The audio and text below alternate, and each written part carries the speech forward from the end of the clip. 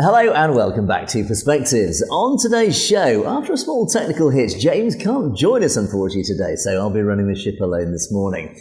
So in today's show, I'll be covering a couple of stories. Firstly, Trump is forcing India to take sides with his barrage of tariffs. Modi meets President Xi Jinping this weekend as he decided the route of communist authoritarianism is what he actually wants for India. And here in the UK, a section of the Sangat has risen up in angry protest against the Gurdwara that has decided to sell the sacred Sikh marriage ceremony to non-Sikhs. Well, we ask if anything is sacred anymore, or is everything for sale? Well, let's start off with the first story, and this is an interesting one. The Daily Telegraph here in the UK is a right-of-centre newspaper. It doesn't tend to cover Indian stories too often, so it's quite a rare thing, but it's an important thing when it does appear, certainly near the front page. And there's been a couple of articles in this last few days taking a look at the situation with Narendra Modi and his relationship with the United States, of course, following the huge tariffs that Donald Trump has imposed upon India. Now, so a couple of articles. The main article, it's been written by one of their senior foreign correspondents. So again, it's no small article, it's quite a significant article. And then backed up with further input from one of their Indian correspondents, a guy called Saman Latif. Now, it talks about the headline itself, Trump's double humiliation as Xi embraces Modi and Putin. Now, like most right-wing, in fact, not even right-wing, most mainstream press here in the UK, they tend to be anti-Trump. There is a definite left-wing bias in the UK media.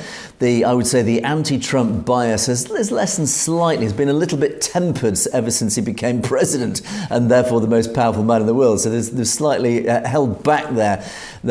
Pre-presidency, gosh, I mean the language that they used was so provocative and so emotively charged. It was quite insulting. In fact, it's quite shameful, to be honest. It wasn't even journalism in many cases. Anyway, so this latest article is actually highlighting the interesting dynamics that are growing between India and the United States and, of course, the Eastern Bloc of Russia, China, etc. And it talks about how that Narendra Modi has not only proved unyielding, he's also giving the US president the silent treatment. This is interesting because since Trump singled out India with an unexpectedly draconian double dose of tariffs earlier this month, he's reportedly tried to phone Narendra Modi on 4 occasions to talk about it, to seek a compromise, but each time Modi has refused to pick up the phone. He hasn't received the phone call from Trump, which in itself I think speaks volumes. But in that same period, he's twice spoken to his, quote, friend Vladimir Putin and dispatched his foreign minister himself to Moscow. And then over the last couple of days, he's also himself travelled to China for the first time in 7 years. Now, in the meantime, of course, in recent weeks and over the last couple of months, Trump has forged a bit of a new friendship with Pakistan, which in itself is interesting. And again, it really, I'd say, put the dynamics in that region into a completely new ballpark here. Now, Pakistan, of course, in India's bitterest foe, even Trump invited its hardline army chief and de facto leader, Asim Munir, to lunch at the White House. So he's been courted by the White House. Now, in the meantime, Xi Jinping, the leader of China, is over the last few days and today as we speak, is hosting some of Washington's principal adversaries at a summit that he's called the Shanghai Cooperation Organization. This is a bloc founded by China and Russia to counter US influence. Of course, US essentially via the dollar have this huge control over global finance and commerce. And of course, the Eastern Bloc is trying now to try and grow its own bloc to counter this. Now, in attendance, and here's the table around which Modi will sit. Here who his table fellows will be. Kim Jong-un, North Korean dictator. Belarus's Alexander Lukashenko. And Masoud Pezeshkian from Iran. And of course, Vladimir Putin from Moscow. And of course, there will sit Mr. Modi. Which is bizarre. These are the table fellows that his compatriots that Modi is choosing to sit with. Now, this sits in interesting contrast to what was a very once close personal bond between Trump and Modi. And they even in this article in the Telegraph describe it as a bromance. And of course, there is this personal affinity between Modi and Trump. They share populist instincts, and of course, business links once tied the two leaders very closely together. The Trump organisation itself, Trump himself has personally invested in India in a massive scale.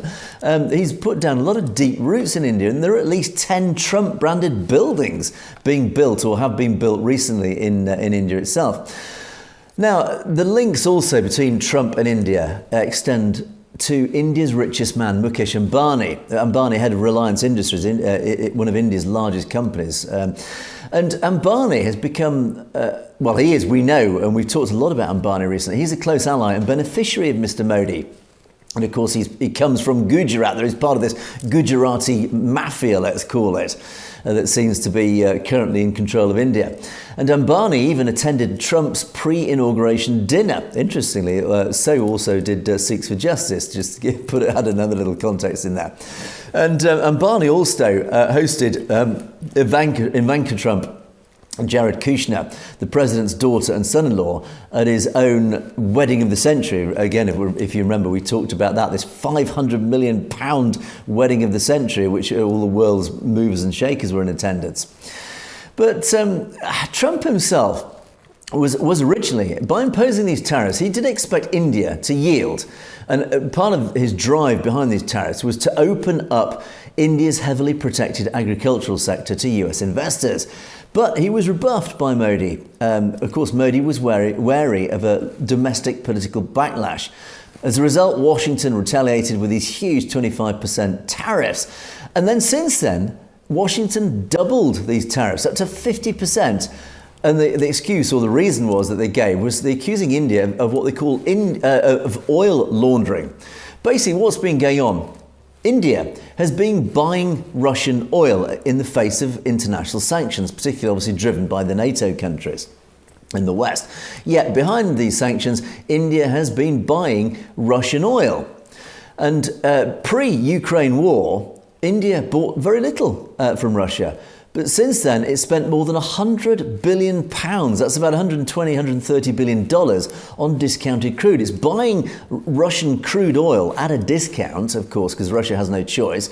And Reliance Industries, that's Ambani's own company itself, Reliance alone imported £6.4 billion worth, that's nearly $10 billion worth, in the first 7 months of this year. To put it into context, that's how much oil India is buying at the moment. And one of our commenters recently said, well, the Indian people aren't benefiting from this. No, of course they're not. I mean, Reliance Industries alone has bought $10 billion worth. And what he's doing is buying discounted oil from Russia, so he's buying it at a discount, and then selling it on the market for a massive profit. Where do you think those profits are going? They're going to the shareholders of Reliance, and we all know who the largest shareholder of Reliance Industries is. It's not the ordinary people of India. But, and here's where it starts getting interesting, Washington's focus on India is actually quite puzzling, particularly from an Indian perspective, because India isn't the only country buying Russian oil. China actually buys more. India is only second to China. China buys more, quite a few percentage more of Russian oil. In the minority purchasers, including Turkey, Saudi Arabia and Japan. So why aren't they sanctioned to such an extent? And what's even more interesting is that Europe remains Russia's largest gas customer. In fact, the lights would go out if Europe didn't buy Russian oil, Russian gas. Europe has become so dependent on Russia to supply its energy needs that even in the face of these huge international sanctions after the Ukraine war, Europe still runs its main energy supply using Russian gas. I mean, talk about hypocrisy. Austria and Slovakia have increased their dependency, for example, since the war. Austria, get this, sources 98% of its gas imports from Russia. Yet, none of them has received any penalties from the US. Why not? And India's obviously quite baffled by this, saying, look, we've been buying Russian oil all this time. And actually, India claims it was originally with Washington's blessing. and then sold much of what it actually then refined, this £100 billion worth that it's imported, it sold most of it to the European Union. And it also points out that tariffs on India are 5 times higher than those on Russia itself. So even the main instigator of the Ukraine war, Indian tariffs are 5 times higher than those on Russia, which I'm laughing because it does. Does it strike that this is nothing really about the Ukraine war? And of course, unsurprisingly, the commenters, particularly in India, are saying, look, this is nothing to do with the Ukraine war. It is actually primarily political. Indeed, it is, absolutely. And again, likewise, you've got to look at this in the context of what's been happening recently with Trump's courting of Pakistan, for example. So it does sit pretty strange. Now, for China, of course, whilst all this is going on, and we often talk about the geopolitics of the reason, well, the main reason, obviously, that Trump is politically targeting India. Trump needs the West, basically, needs India on side. It needs India to be what it supposedly is, a democracy. It needs India to align with the West because, of course, the growing threat from China. Now, whilst all this is going on, this sort of fallout between the US, particularly, and India and Modi, China's rubbing its hands with glee. It's seeing this crisis as a gift. Trump has fallen out publicly with 3 regional powerhouses. That's India, Brazil, South Africa, these BRICS economies. And this has allowed Xi Jinping of China to present China, Beijing, as a more, what it calls, responsible, less temperamental partner. But amongst all this, and it's all very well and good, seeing the way that the way the chips are falling, Modi is, as a result of what's going on here, moving towards Moscow and Beijing. But in reality, a fundamental realignment in this region is unlikely. Ultimately, China and India are still rivals in that whole hemisphere. They're rivals for this Asian dominance, this dominance over Asia. And their interests are not aligned. They are ultimately destined to collide. It's very unlikely they will form as deep allies. And as a result of that, it's only the US really that can exist to balance that sort of rivalry. Now, of course, domestically, Modi is under an awful lot of pressure to re-emphasize India's policy that they followed for so many years, and that is this multi-alignment. It's described as a friend to all, enemy to none. In other words, India has always cherry-picked each side depending on the issue. So it's not, on every issue, it's not aligned with either West or East. Each issue, it aligns with either West or East, depending on what suits its best interest. Now, that's not a problem at all. Unfortunately, it is being forced to take sides. Now, the US does remain India's largest export market, most important source of foreign investment, of course, and it's a vital defence partner.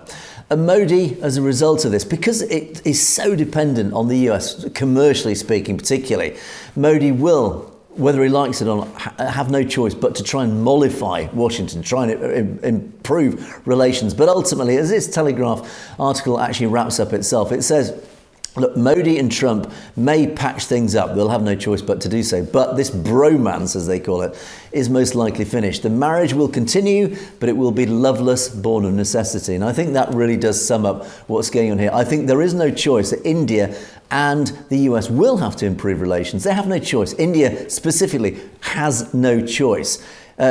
US does have a choice, but its choice is it needs India. It would rather have India on side, and it will, whether it likes it or not, do its best to try and align India with the West.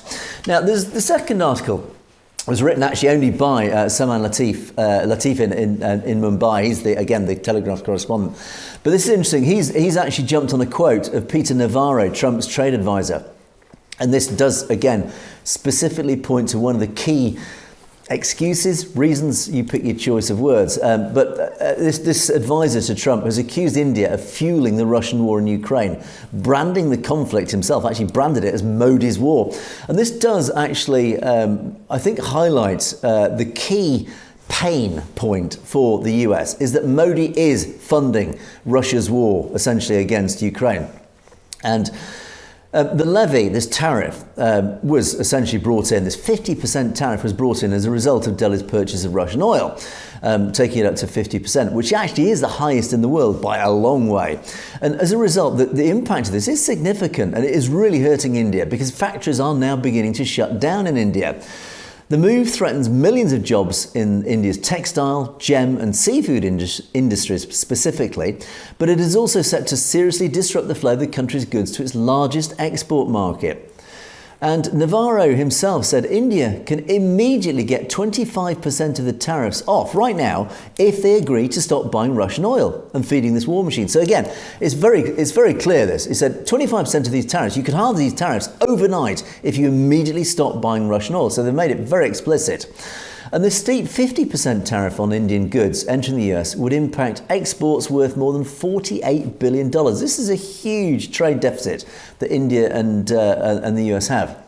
And interestingly, a planned visit by US trade negotiators to New Delhi at the end of August was called off at the last minute, further triggering a trade crisis between the two countries. So, and then just as an addendum to this, and Telegraph don't even mention this, but it is believed, and it was recently reported, you can't find this in the mainstream press, but it did filter out, that Indian ammunition, $4 billion worth of ammunition has been sold to Russia, again, to feed the war machine against Ukraine. So again, India is being seen by the West as feeding this huge Russian war machine to feed the Ukraine war. So again, just to wrap up, ultimately, the geopolitics between India and, regionally speaking, and the West, again, India is being forced to take sides by Trump, particularly by the Trump administration. Now, the Western press is saying all you've done, all this has succeeded in doing is pushing Modi into the arms of Xi Jinping of China and Moscow. Well, yes, but in reality, the ties between Delhi and Moscow run deep and run historic. It's going to take a generation or more and a completely different governing ruling class in India to change that. They're not going to change overnight. As long as the BJP and the Brahmins and the RSS de facto are in control of India, they're not going to move away from Moscow because, again, they ultimately were funded and they were built up post-partition 1947 by Moscow. So they ain't going to be cutting off the hand that feeds it. But in the same dynamic also, we say ultimately, is that China and India are still ultimately rivals. They're not going to jump into bed with each other. They're not going to tie up closer. It is very unlikely that so-called democratic India, and ultimately India still is a democracy, just the BJP government doesn't like the fact, and they're doing everything they can to try and take it away from that by jumping into bed with China and Russia, these authoritarian regimes, and then to a lesser extent risibly with North Korea and Iran, etc. But ultimately, do the people of India see themselves as an authoritarian state? Do they see themselves as wanting to become a de facto communist state? No, of course they don't. And most Indians, frankly, don't even understand the fact of what's going on. They're more worried about feeding themselves day to day. So ultimately, there you go. But an interesting story in the Telegraph. And well, where will this lead? I think that they wrap it up beautifully by saying, look, the bromance is finished between Modi and Trump, but this marriage will continue, and it will be a loveless marriage born of necessity. So there you go. Right, let's move on. And a second story. This is a bit of a funny one. Here in the UK, I shouldn't be so disrespectful. It's not a funny one. It's quite a serious one, actually, for the Sangha here in the UK. I say it's funny because, as I said in the intro, is anything sacred anymore, or is everything up for sale? I think in this modern world, it does appear that almost everything is up for sale, particularly when it comes to commercial pressures. Now, here in the UK, various UK Gurdwaras have recently broken faith rules to sell this sacred marriage ceremony, the Anand Karaj ceremony, to non-Sikhs. Now, as a result of this, there's been a nationwide grassroots protest that's built up, and it started just a few days ago. And it's protesting against this decision of certain Gurdwaras to sell this ceremony to non-Sikhs. And they started it by disrupting a non-Sikh wedding from happening at the Guru Tegh Bahadur Gurdwara in Wolverhampton. And they staged a non-violent, of course it was a peaceful protest, where they all wore balaclavas. And over 50 activists from across the UK held a peaceful demonstration at this Gurdwara from 7 a.m. in the morning to stop this, what they call this biadbi, which is a sacrilege. And similar protests have been threatened to occur should other Gurdwaras continue to break faith mandates simply for the profit. Now, demonstrations are seen as a last resort after some Gurdwara management committees ignore complaints that were made this summer. So, of course, the Sangat made all these complaints right across the summer, saying, look, you can't do this. This really it goes against what this ceremony, the Anand Karaj ceremony, is all about. It is not designed for non-Sikhs. It is a specifically Sikh ceremony. And unfortunately, continuing to sell this ceremony to for thousands of pounds at a time without telling couples, and so the couples might not even realise themselves that actually it is strictly only for two Sikhs. This is seen as not just immoral, it is actually seen as sacrilege. So it is the first demonstration of its kind since apparently 2016, that's 9 years ago. And this, the movement, the protest movement, is come entirely from the UK Sangat. It's not controlled, it's not organised by any specific organisation. So it's very much a grassroots movement.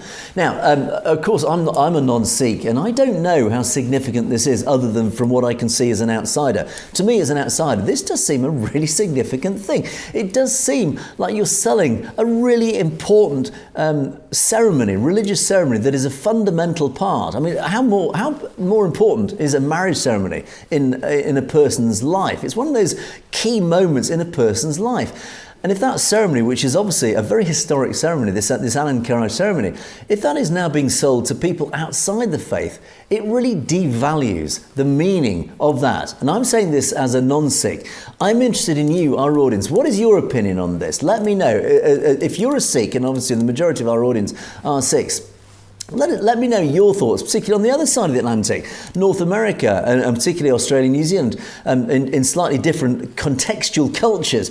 Again, if your Gurdwara started doing this, how would you feel about it? Do you feel, yeah, it's okay, the Gurdwaras are always cash-strapped, they always need to raise money, they need to keep the roof maintained, for example, in simple terms.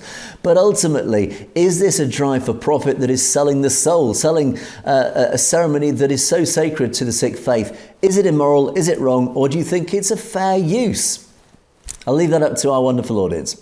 Anyway, there you go. That's it for a couple of stories today. Let's quickly move on to some of the comments that we covered and that were received after our last Perspective show. Now, of course, we did talk about poor Keir Starmer, Surrender Starmer. Always takes a bit of a bashing from Perspectives, and I'm never ashamed. I'll never apologise for doing so. And I did say that the Labour Party, as highlighted by many of our commenters indeed, the Starmer government, the Labour government, have totally betrayed a large part of the electorate. Of course, the Sikh vote here in the UK. And Gurvinder Singh says that the UK as a whole was never for any country. They just looted wealth and ran. So again, harking back to the days of empire. Yeah, I don't deny that. And I'm not ashamed of it because that was history. It's in the past. I didn't do it. It's what empires did. It's what empires, the Roman Empire did. Every empire since human beings ever built empires have ever done. It's a sad fact of life. And through the lens of modern morality, yes, of course it appears wrong, but it's what they did in those days. In fact, it's what certain empires are still doing today. But yes, absolutely. And it was wrong. Through the modern lens, it was wrong that the UK just did what it did, and it controlled, was it 2/3 of the planet? And that's what built the UK of today. Unfortunately, yes, as you say, it wasn't great, and it may explain why the British government is the way it is. And Sam Singh follows up, so they're in bed with the Indian government because, of course, the historic ties. It could well be. I've always asked, and I've often asked this question, why is the UK government so closely tied to the Indian government? It can't just be a historical simple tie through context, because of course it's ex-British Empire. Are the Brahmins in bed with the British establishment elite? Probably, I think is the answer. TC's comment. I particularly picked up one part of this comment, TC. The question is, why are valuable funds being used to essentially target Sikhs when the people of India are suffering and even don't have their basic needs met? This is a question I often ask. India has a space program, a multi-billion-dollar space program. You go around the streets of Delhi, it is one of the most beautiful modern cities on the planet, as indeed many of its large cities are. It has these wealthy elite, the likes of Ambani, who's worth tens of billions of dollars. And yet, you look at the life of your average Dalit, the lowest caste in India. Talking about inequality, India has to be one of the most unequal societies on this planet. And that speaks volumes. And particularly then, when they are spending vast amounts of money to target specifically the Sikh community, what does that say? To me, it says the Sikh community is a huge existential threat to the status quo. In other words, the Sikhs standing up for injustice, as they always have done, are therefore a threat to this unequal society of India. This is why India, the people of India, need to wake up. Do you realise what's going on in your country? The only people really pointing it out to you are the Sikh community, and yet they are being targeted. In other words, you should wake up and start supporting your fellow Sikhs in their stand-up against injustice. So anyway, there you go. Thanks, TC, for your comment. Right. The floods, independent analysis says, and this isn't an independent comment, I totally agree with this, the floods in the Punjab have been deliberately caused by the Indian state. Water is being weaponised against the Punjab. You look at some of the press reports, just go online anywhere, social media is packed full over the last few days of terrible pictures of what's going on right across the Punjab. The floods are extraordinary. They're not unusual, but they are extraordinary in their extent.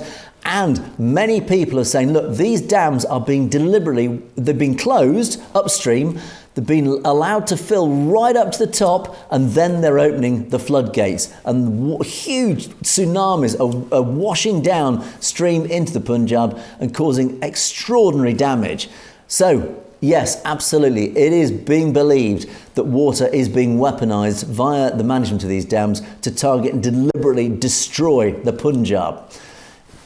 Let me check says, now look, let me check. I'm going to have a word with you about this, as S. Baines has. No one gives a duck about Sikhs, and forget about the Khalistan cause. India will not go to war. They knew that, etc., etc. And you have this really unhappy, really pessimistic view. Punjab is dead. Nothing happens. Nothing will change. Look, let me check. Stop being so pessimistic. Things never change unless you get off your backside and do something about it. If you sit there and feel sorry for yourself, that is all is ever going to happen. You are going to get downtrodden on. People will take advantage of you. We live in a world where there are always human beings who will take advantage of the weak. That is what's happening in India, and that is why the Sikh people are standing up against it. And S. Baines absolutely says a lot of resources is being put into use to stymie the ongoing drumbeat towards Khalistan. So you can be pessimistic if you want to. But for the rest of us, looking for the day when we are sovereign, the struggle continues. Keyword there, struggle. You never achieve anything in life without working for it, struggling for it. That is what the Khalistan cause is. It is a struggle. It is a battle against a huge machine of India. The odds are stacked, but the greatest stories are always written when the odds are stacked, when you win against overwhelming odds. That is what Khalistan will do. It will win against these odds because momentum is building. So let me check. Please do not be pessimistic. You are going to be surprised. Khalistan is coming. We have no doubt. And then the final set, just a few tributes to those who often come in and just drop in the emojis. Malkit Singh starts off with Waheguru Ji, loads of emojis, stuffed to muffins, very often comes in. I call it the ice cream one. I think it is an ice cream cone. I mean, I've absolutely no idea really what it means, but I think it looks a jolly nice one. And Rinku Singh with the Sat Sri Akal, absolutely, Sat Sri Akal. And again, this is just a tribute to all of you who often jump in with just emojis and whatever. We appreciate it. Or even the single comments, all these, we do read them, we do appreciate them. You don't even need to leave a comment, just a simple Sat Sri Akal, we appreciate it. Now, Birring. And this is a great comment. This, first of all, to be honest, Punjabi loves Sikhs love Scandinavians, love their sense of humour. Now, I've worked in Norway a lot, and the Noggies, as we call them, they have a weird sense of humour. But they do have one. It's just very different from the Brits.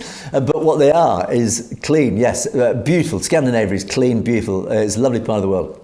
Secondly, you want to retake your Sikh country, which merged in 1947 with India. And thirdly, we want to make Khalistan as clean as Scandinavia, absolutely. We were trying to develop a great sense of humour during normal talk. You remove fake Indian or Bollywood speaker stuff. Yeah, basically, what this whole comment, I love the way this comment's been framed, so thank you, Nav Buring, for this. But ultimately, Khalistan can be whatever it wants to be. It will have the freedom to do what it wants. But we do know it will be a country that will be beautiful. It will be well run. As a result of that, it will be a clean country. It won't have one hopes, the dirt and the poverty that India currently has, because it will be a much more equal and fair society. That's what it will be. And likewise, everybody will be treated as equals. But importantly, culturally, and this is the final part of your comment, culturally, it will be the culture of Khalistan. It won't have this fake Indian or Bollywood speaking styles as you write. It will create its own culture. It will be a unique culture. It will be the culture probably of the original Sikh Empire, and that wasn't specifically Sikh. It was a culture. It was a melting pot of many cultures. Don't forget, the original Sikh Empire had people of all different ethnicities and religions living as equals in the empire. And that is what Khalistan will be. It will be run under Sikh principles, under Sikh governance, its style of government, but ultimately it will be a wonderful melting pot of all sorts of nationalities and religions and backgrounds and ethnicities, etc. And that is what will make it truly great and unique, and we look forward to that day. And the final comment of the day goes to Jaskirat Singh. And I put this comment up because it really highlighted to me. I read this comment and thought, you know what, I actually understand this comment. If you'd asked me 2 years ago to look at this comment, I wouldn't have understood what on earth is all this. Wahi Guruji, Chadi Kala, Khalistan Zindabad. In terms of, I often talk about this learning journey of James and myself. Well, James and myself have learnt so much in the couple of years that we've been doing Perspectives. And I can now read that comment. I now fully understand that comment. That is how much I have learnt, and I appreciate it. And it's only because of you, our wonderful audience, that have educated myself and James, have brought us along this journey in your wonderful welcoming arms into all things Sikh and all things culturally Sikh. And it's been a fascinating journey. And I tell you, James and I really do appreciate all of you guys out there who've been there along with us and helping us move our clumsy way into learning what it's all about. But ultimately, we hope we also have served a purpose in reciprocation, in that we have helped bring the truth across and educated our audience, and even those outside the Sikh community, helped educate you about what the Sikh community is all about and the good that it has brought the world. But on that note, I'm going to bring Perspectives, just a single man's perspective, to a close today. Unfortunately, James couldn't make it, but hopefully, fingers crossed, he'll be back with us tomorrow. We'll let you know. But in the meantime, thanks for all your comments. Do keep your comments coming. We can't do the show without your comments, so please do keep your comments coming. Let us know what you think about the stories that we talk about, and obviously, as many of you have done, do let us know any stories that you would like us to cover or something that we might have missed. But that is it. In the meantime, it is sadly a goodbye from me and a remote goodbye from James. And thanks for watching as always, and I will see you, all being well, tomorrow.